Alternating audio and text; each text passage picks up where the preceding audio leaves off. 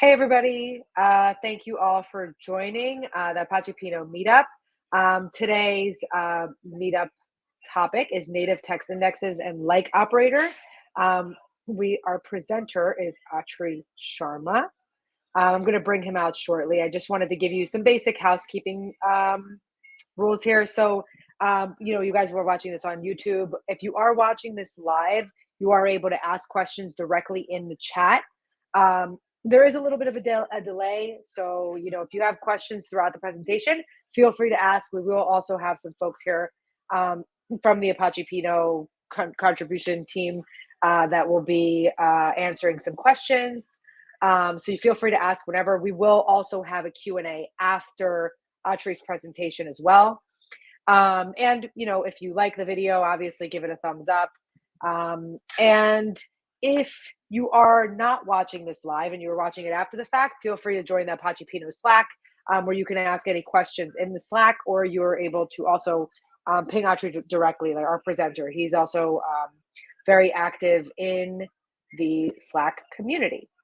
So I think that pretty much covers it. Thanks again all for joining. So just to give you a little background on our presenter. So Atri Sharma is a distinguished engineer at Securonix, and he is an ASF member. He is a Pinot committer, and he's worked on various query performance improvements and new features. He's also the author of Practical Apache Lucene 8. So I'm going to bring him in. Hey, Atri. Hey, Karen. Thanks for bringing me in. Yeah, thanks for joining, and thanks for presenting on this and all your contributions to the project. You did a lot in a short amount of time, which is yeah, I love the community, love the project. So yeah, that's great. But I appreciate you taking the time. So like I said, I'm going to hand this off to you shortly, and then afterwards, after your presentation, we'll jump in for a Q&A. But if anyone has any questions, during the presentation, feel free to ask. If Atri something does come up during the presentation that's like relevant at that time, maybe I'll interrupt you, but probably not. Okay. All right. So I'll bring in your slides and I will see you afterwards. Thank you. All right, let's get started. So, thank you everybody for joining in today. Good evening, good morning, wherever you are in right now. So, I'm Atri. Karen has already made a very generous introduction, and I don't think I can do better myself. So we'll just dive straight in. So this talk is going to be about advanced Pinot features. So we'll be talking about a very specific functionality known as text search, and we'll go a bit into what exactly is text search, and we'll also talk about why is it relevant for an OLAP or a database engine like Pinot. What do we do today? What's the status quo? And what are the new functionalities that have already come up or are coming up in that area? And then, we'll have some time for Q&A or discussing how more of you can get involved in this exercise. So there's also a call or shout out for more contributors in that area. If you're interested in such things, if you really want to be a part of a really cool community, please feel free to say hi, as Karan mentioned, and we'll be glad to talk. So without further ado, here we go. This is the agenda today. We'll talk about what text engines are. Text engines basically a short variation of what they are, what they do, why do we care. Then text capabilities in Pinot, the status quo, and then what we have been doing recently and what is planned. Again, nothing special that Karina hasn't already mentioned, so I'm just going to skip over the slide. Let's start from here, right? So we're going to take it from very basic and understand what a text query is, right? So a typical query in a database like Pinot consists of, a select statement, like select star from foo, where bar greater than 5, right? That's a very common select statement. But you can, that's a very basic predicate. So you can also have predicates which actually consists of text terms, right? So a lot of data around us is in textual form today. We have documents, we have log events, we have security events, and we just have a plethora of data, right?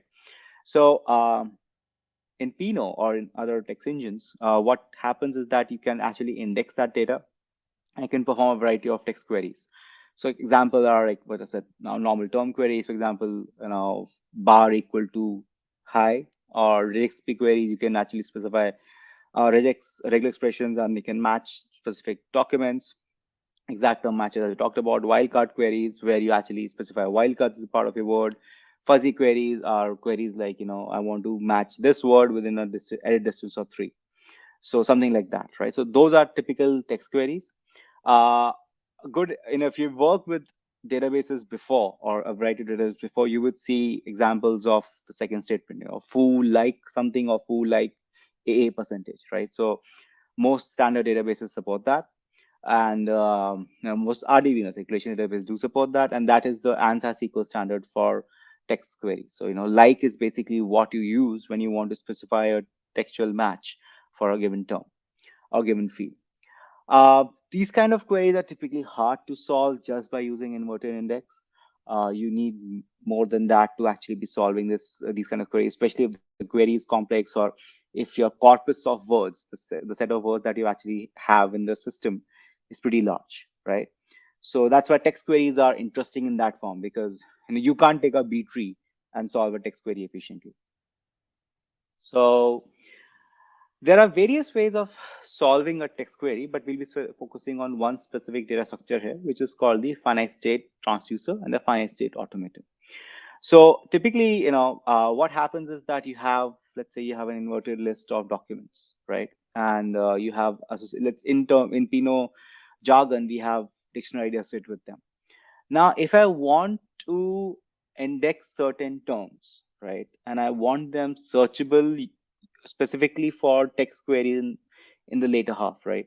Let's say I want to index them because I know that I'll be performing text searches on these kind of like these fields, and maybe like as rejects or exact or wildcard, whatever, right? But I know that I'll be performing text searches on this specific field. So I want to index it accordingly, right? That's what we do for any other term in or any other field in Pinot today. So what we really do here is that, text indexes are best represented by their structure called finite state automaton. And we'll just see example of finite state automaton in the next slide. So FSAs are finite automatons, as the name suggests, that represent a set of words.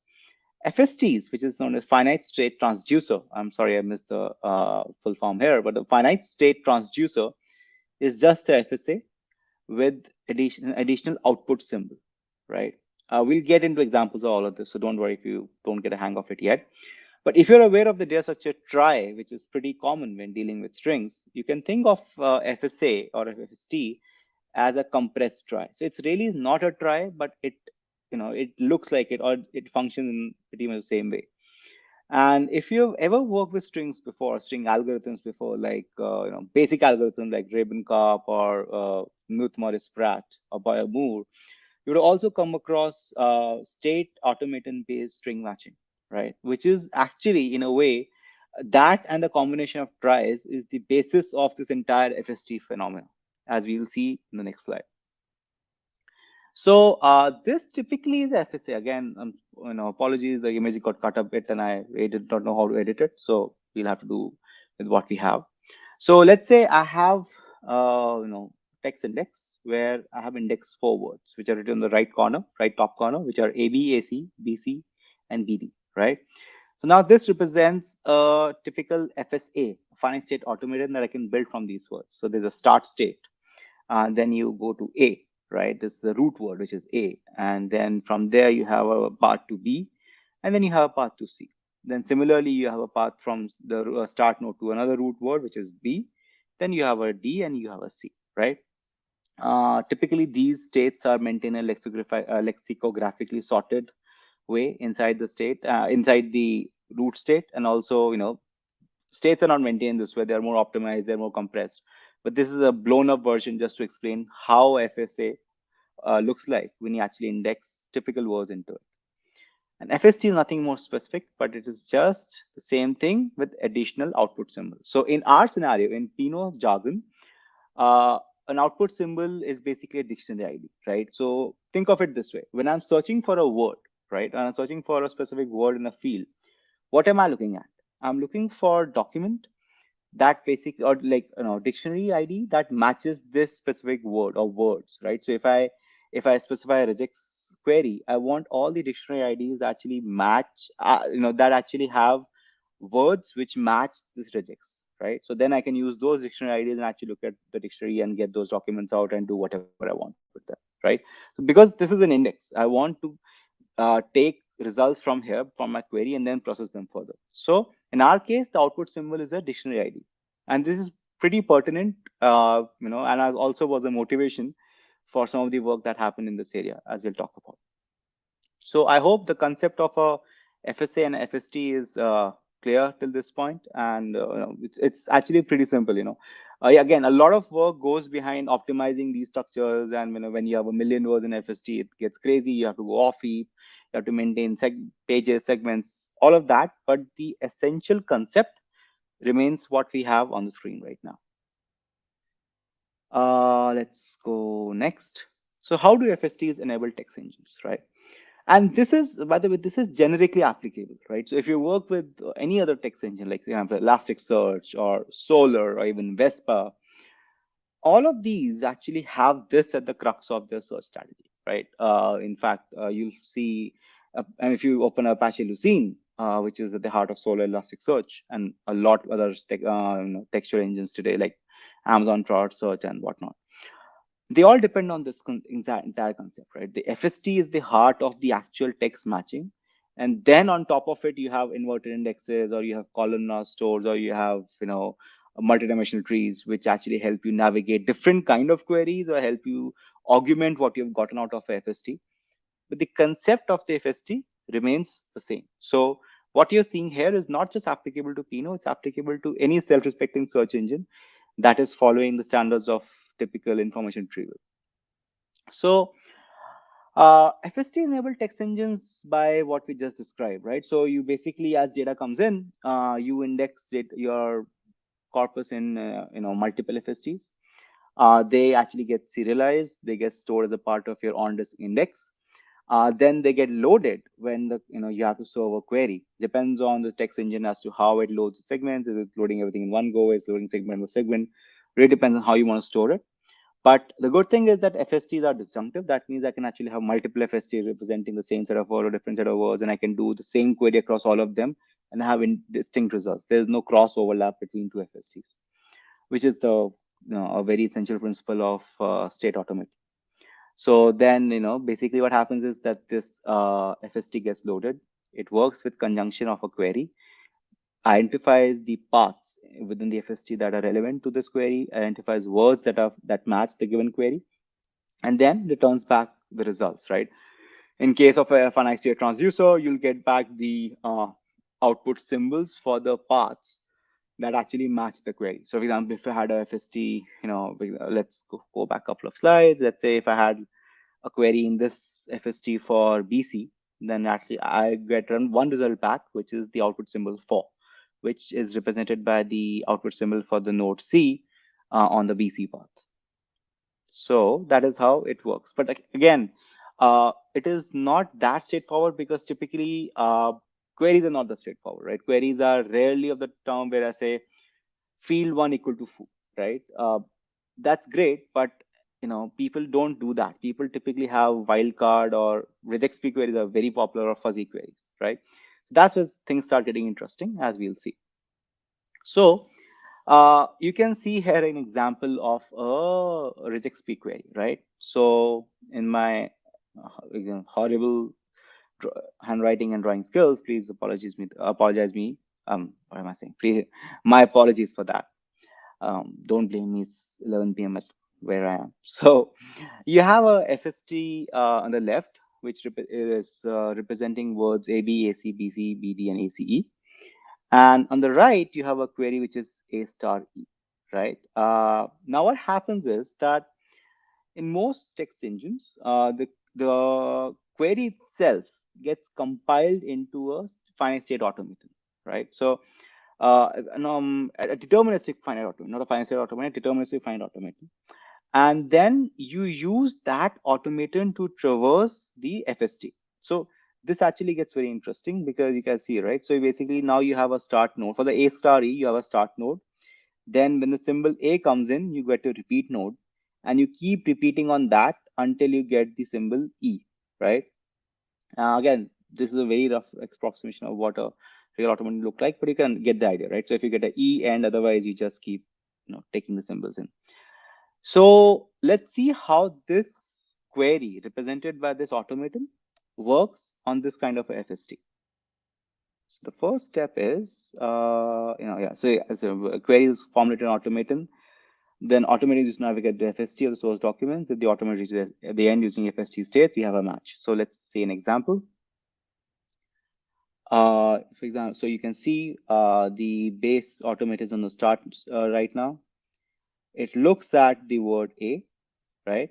Then it actually gets to E. Yeah, so basically now it'll keep on repeating here until it gets to E, right? So basically you start from A, you see C, so you actually take it in the repeat state, and then the next one is E, right? So how it really works is the first symbol that you have in the automaton, which is A, the transition symbol, which is A, is asked for in the FST. Like, do you have a node which actually has A, right? So the start state looks into all of its arcs and says, okay, do I have an outgoing node which has a symbol that I've been asked for? So in this case, the automaton asks for A. So the FSC looks at itself as, okay, I'm on the start state. I have two outgoing nodes, which are A and B. And A's output symbol, like A symbol, matches the incoming symbol, which is A. So now I'll give back A, right? Now, from the state A, you say, okay, now give me all the arcs that are present, right? So first you say, uh, basically say in B, right? So now you say, okay, I got B. Cool. B is accepted. Fine. B is accepted because there's a, there's a repeat node. So now my state moves to B. Now, does B have any more nodes? No, it does not. It's a terminal node. But has my query automaton reached the end? No, it's still in the repeat node. So that means this is not a match. Discard it. What is the other arc on the node A? The other arc is C, right? So let's try C. Now, is C accepted? Yes, because uh, I'm still in the repeat node, right? So now I take C and I'm still in the repeat node. What is the outgoing arc from C? There's only one outgoing arc, which is on the symbol E, right? The node E. Is node E accepted? Yes, but there's a transition now. I'm not going to remain on the repeat node because I've seen E, which actually defines a new transition, which goes to the end node, right? So now my query automaton transverses to the end node and says, okay, I'm here. I've reached the end. Has the FST also reached a terminal word, right? So it'll say, yes, the FST has also reached a node E, which is a terminal node. The query automaton has also reached its terminal end node. That means we have a match and will return the symbol 6.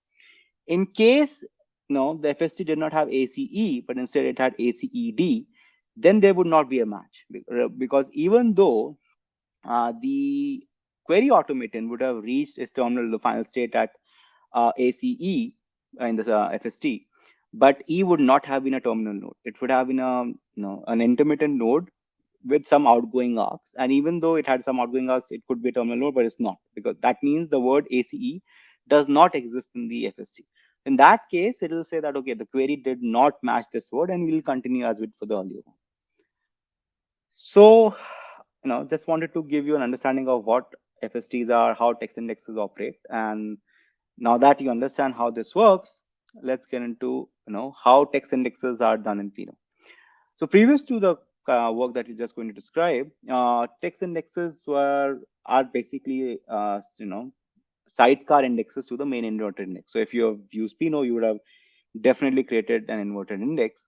And if you create a text index, what it does, it actually takes the incoming data, builds Lucene indexes on top of that field. So let's say you create a text index on field foo. So field foo's incoming stream will be tokenized and actually fed to Lucene, where Lucene will build Lucene indexes. And then those Lucene indexes are per segment, per Pinot segment, and they're stored alongside the main indexes inside the segment. So if you open up a Pinot segment which has a field enabled, which has a text index enabled field, you'll actually see Lucene indexes present there. So Regex queries also operate on the same indexes as the Lucene index. What we do is we essentially allow text queries to be passed on to the Lucene index. So if you look at the text search, like if you look at the text match function today, it allows you to specify Lucene index, which actually gets passed down to the actual Lucene indexes that are present there. So the Lucene syntax that you like that. So you can specify Lucene syntax in the text match function, and that syntax directly is applied to the underlying Lucene indexes. The results are calculated as any the normal Pinot query and returned back to the user. So that is the status quo. That is what we have today. And then the first thing that we're going to describe today is a native text index. The native text index is basically, you know, the idea that we should not be using Lucene indexes only as our source of truth, right? So basically, what till this point, what we were doing is we were using Lucene's FST, Lucene's inverted index in some cases as the way to solve queries. So, but in this scenario, what we've really done is we've said that now we're going to build a Pinot native FST and maintain alongside the native inverted index. So that has a bunch of advantages, right? First off, you get rid of the dependency on Lucene. So basically, like now you don't need to maintain Lucene's dependency. You don't have to maintain version currency there. You control your own destiny. Secondly, it opens up a plethora of avenues for optimizations. One of them we'll discuss just now. And the other thing is, we could build our own specialized FST for Pinot because we are not a generic text search engine. We don't do ranking or scoring as Lucene does. So we didn't really require all the data structures that the FST is looking at. Also, we go over all the different things, but Lucene's FSTs are specialized, are not specialized, right? Because they have to serve a lot of different use cases. They're a generic library. But in our case, we don't care. For example, our output symbol is only dictionary IDs, right? We don't really care about anything else. And the majority of our queries typically are after the like operator, which we'll talk about.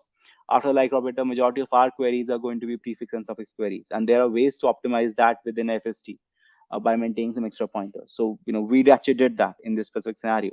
And then this also opened the door for us to actually implement real-time streaming FST, which we call as Mutable FST, which we'll just go ahead and talk about in a moment. So that is the first thing that we did. I don't know what I'm not using slides. Yeah. So we just talked about this. Specialized FST for Pinot. We got rid of generics. We had specialized storage for dictionary IDs. We had special paths for prefix suffix queries. Also, we could support like in a better way and opened up the door for Mutable FST. So currently the FST support is completed. We have the code checked in the master branch. The integration with FST index, where you can actually specify FST index and run the regexp like or regexp match on top of it. So that actually works well now. You can specify the FST type and creating FST index as native or Lucene.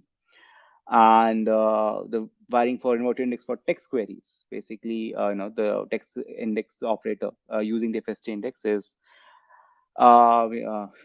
in progress. You have to ask Kishore for it. Don't ask me. Yeah.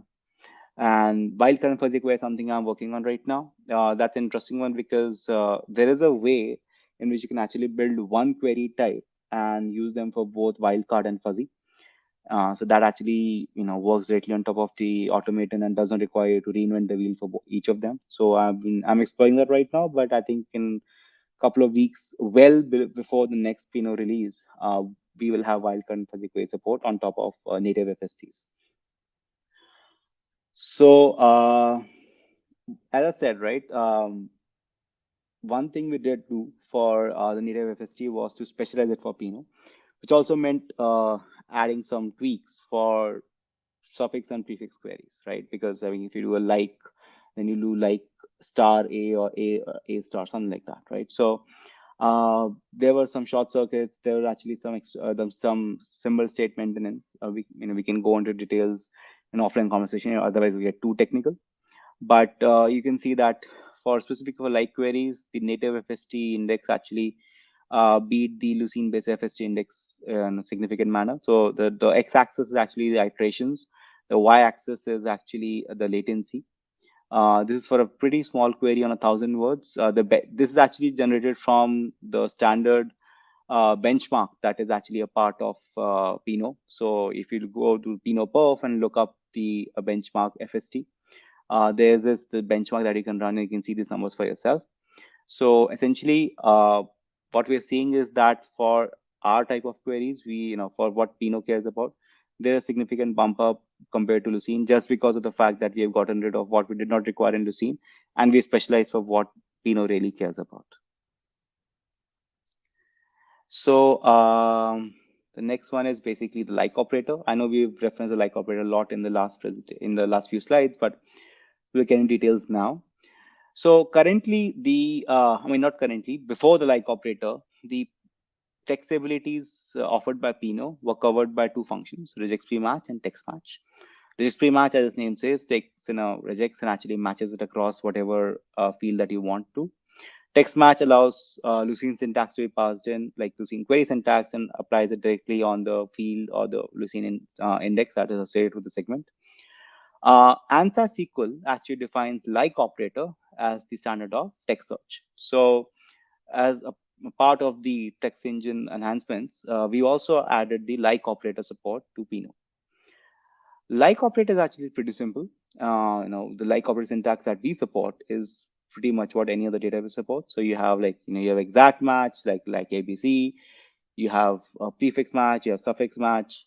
You can even do multiple predicates where, like a typical where clause, for example, you can just select star from foo, where bar like star, AB star, and something else like BAB, right? So you can actually combine multiple predicates using standard SQL syntax. There's no foo bar there. So that actually is something that is already implemented, and the like operator can use underlying FST indexes if they're present. So if you actually create a FST index, you can use it for both regex like as well as standard like operator. You don't need to do any special, like will just pick it up if already present. I actually have a PR in work which allows like to use underlying text index as well. It should be out pretty soon. But yeah, right now, if you create a FST index and you just run a like query on top of that field, it will automatically pick up the index. So yeah, that's pretty much on the like. And now let's quickly get to the final feature that we wanted to talk about today, which is the Mutable FST. So when we decided to do the native FST, we actually got the opportunity to also write our own interfaces and define what are Pinot's interaction with the state machines look like, right? So basically, how does Pinot interact with the Mutable FST, or how does Pinot interact with its underlying text index in general, right? We could actually write whatever interface we want. And we could open up a lot of different avenues there. For example, we had our own version of how arcs are looked at, or how you do trajectory matches or query matches. So that opened the door to something which we hadn't done before, which is Mutable FST. So what exactly is Mutable FST, right? FSTs typically are immutable, right? They are write once, read many. Once you create them, they're created. They're not mutable. Second thing is FSTs require all of the input to be present beforehand, right? So for example, even in Lucene or if in the native Pinot FST, if you want to add data, you have to have all the terms before. You need to have them sorted lexicographically, and then you have to insert them, right? If you don't, as long as you're pushing data in, you actually just buffer them in memory. And once you seal the Lucene segment, it gets sorted, gets added to the FST, it gets sealed, serialized, written to disk, and then it's available for searching. So, this is the Lucene process for actually building a FST or a text index. It tries to in-memory segment. The segment becomes searchable after being flushed. Flushing involves seeing the segment flushing to disk, which also means building the FST. And then the in-memory segment is not searchable, right? And that's true even for the native FST.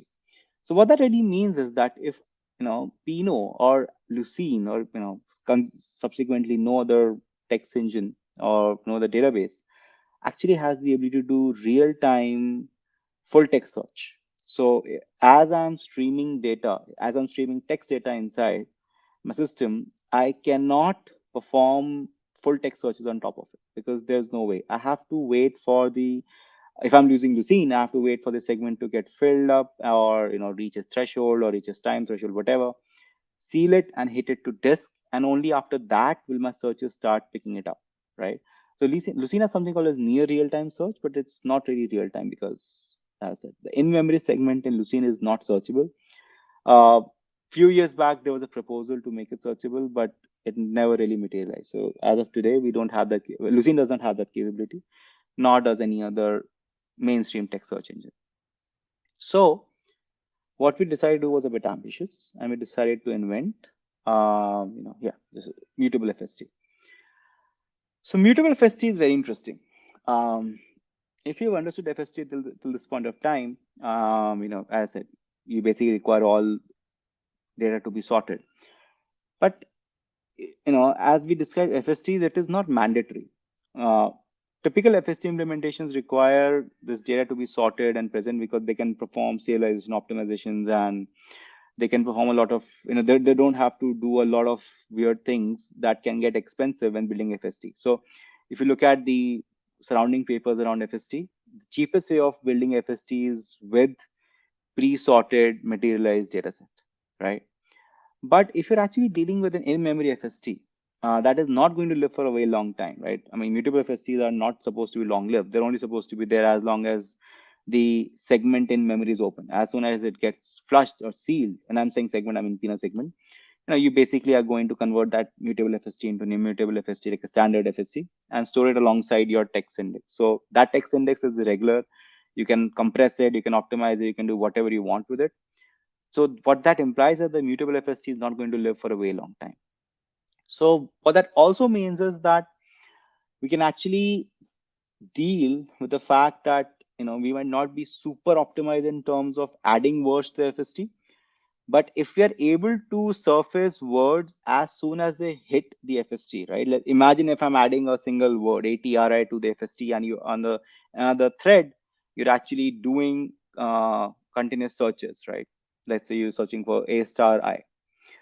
Now, the moment Atri, ATRI gets added to the FST, the next iteration of your concurrent query should actually start showing up Atri as a valid result for your query, right? So that is real time. As soon as the word gets finalized in the in-memory FST, you have that available, right? So that is what Mutable FST is all about. Mutable FST allows you to do streaming searches, it allows you to add words, it allows you to delete words. You can even delete words from a Mutable FST. It allows concurrent reads and writes. It allows real-time searching. As I said, as you add words, you can actually go and read. Your searcher will start showing up those results as soon as they're finalized.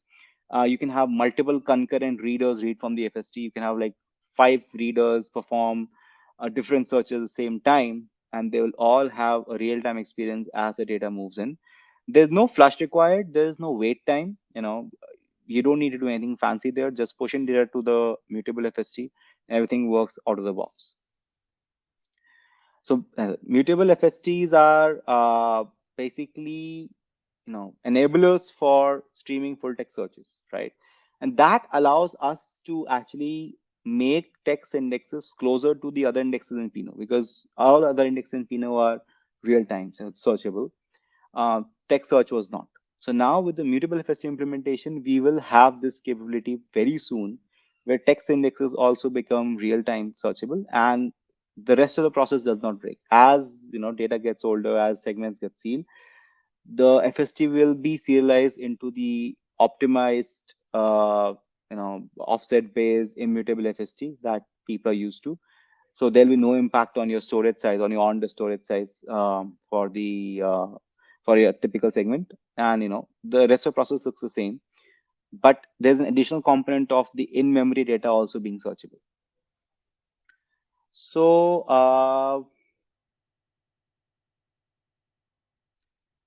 yeah, I just wanted to show 2 quick diagrams before we wrap up. I know there've been people would be concerned about, hey, what happens to a mutable FST after the segment is sealed? So well, you have this process where the mutable FST participate in a convert mutable to immutable FST process that gets converted in constant arc size, then to FST serialize to the immutable FST.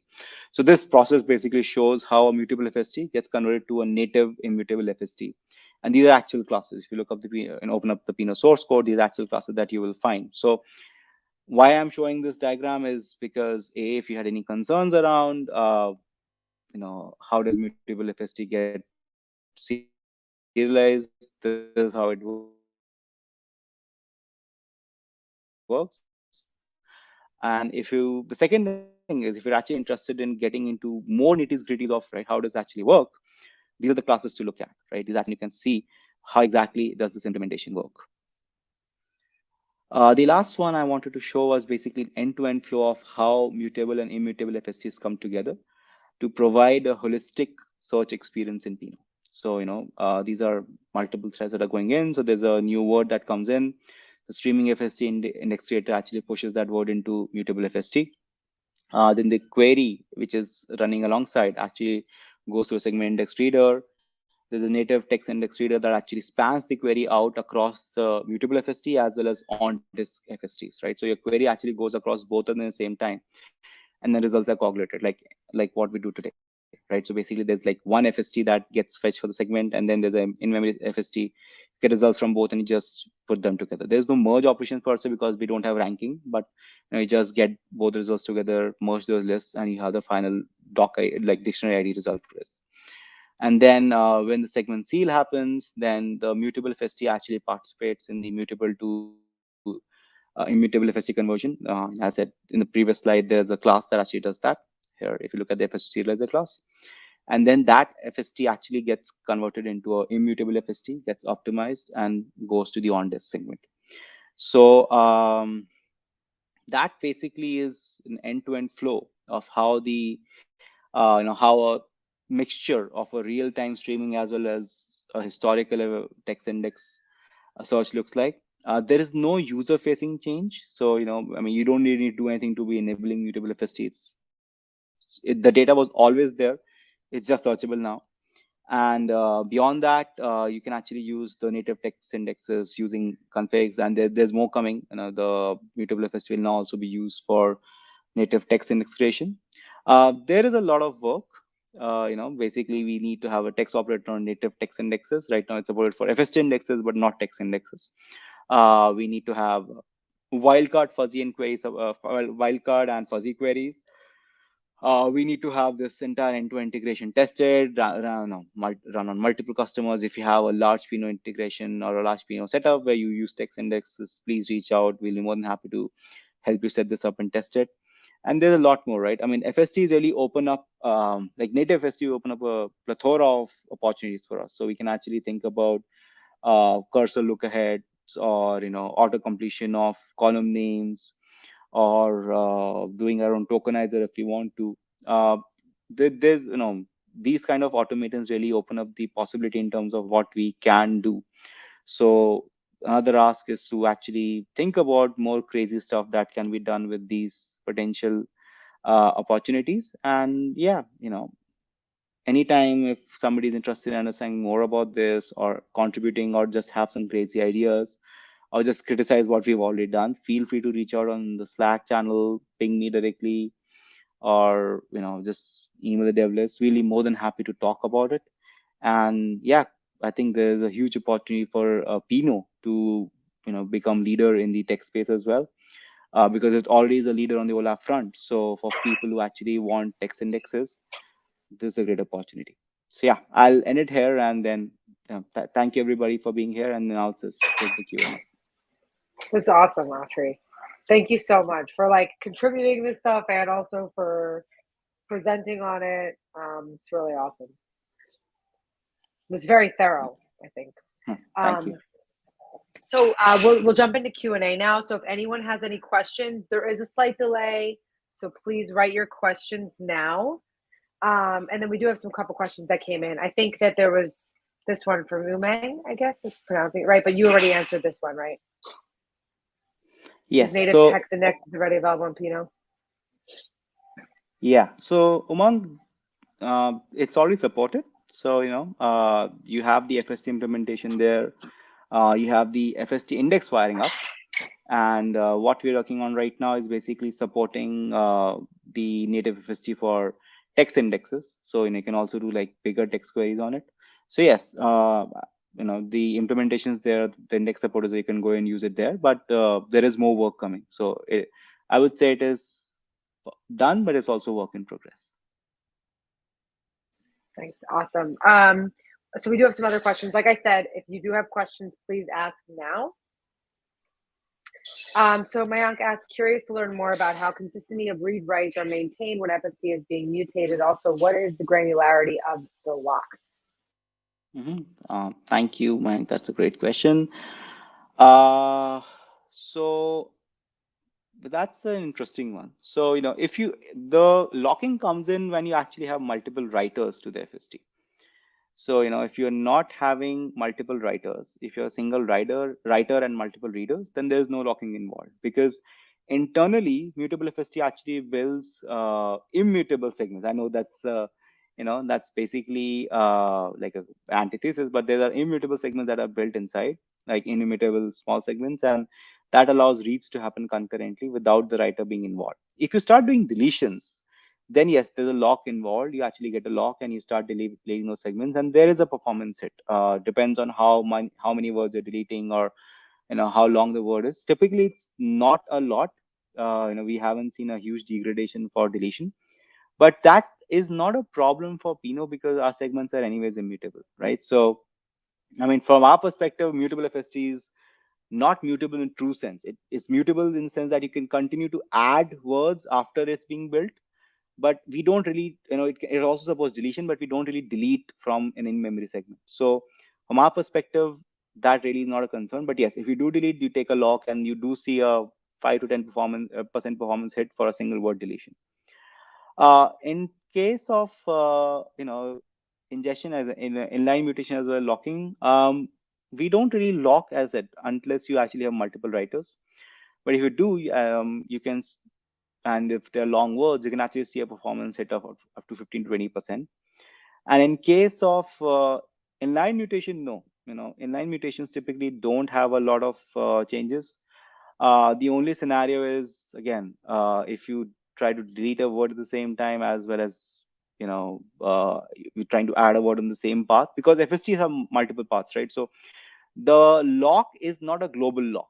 It's actually on a sub path of the FST. So when you actually start inserting a word or deleting a word, it starts with identifying which path are we talking about, which section of the FST are we talking about, and then you take a lock only in that sub path. So the lock is quite granular, and for dense FSTs, which have like thousands or millions of words, it's typically not a problem because you have a lot of other paths that keep getting explored by the query while one path is locked. So if one path is locked, you still progress. You add it to a wait queue. You don't proceed with that path, but you proceed with the remaining paths that are unlocked at this point of time. And once that path gets unlocked, you add it to the DFS queue in this case.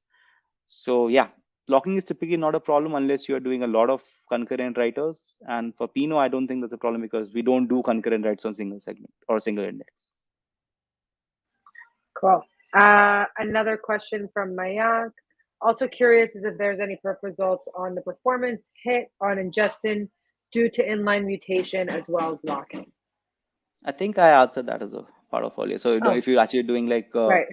a concurrent write and deletion, there's a 15-20% bottleneck that you'll see. But if you're only doing as like a single writer thread and multiple reader threads, there typically is no performance lock because that's still immutable. So there's no real locking going on there. Okay, got it. Awesome. So I think that probably covers it for Q&A. I mean, if anybody else is still writing, it's like sometimes it just takes forever to like it's writing in our delay.